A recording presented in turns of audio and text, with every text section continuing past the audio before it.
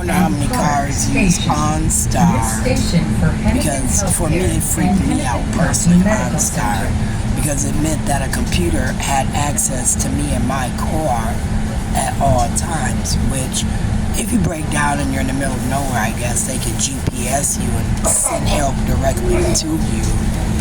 If your car was stolen, they could GPS your car and figure out exactly where it was at, you know, as long as the GPS system was in there.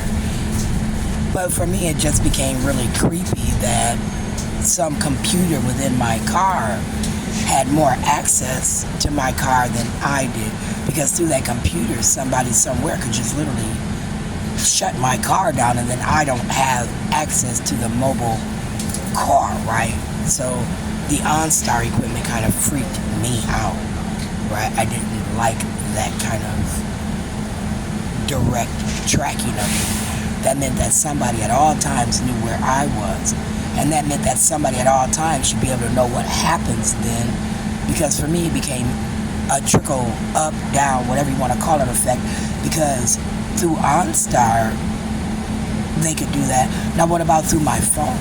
That meant now through my phone, which has a camera where you can see me, look at me, where I could see you, look at you, also through the GPS now had a way to track me through the phone. So then it was like everywhere me and my phone went, somebody knew exactly where I was at all times.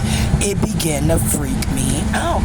Like you were monitoring me, what I did, where I went, who I was around, and it fucking freaked me out. Like, I'm not a terrorist. Like, I'm not trying to commit treason, take over the government, deprive it of resources, you know, steal our American freedoms and make it a dictatorship where we don't have freedom of choice, freedom of speech, you know, these things, prosperity, liberty, justice for all. Chicago and 4th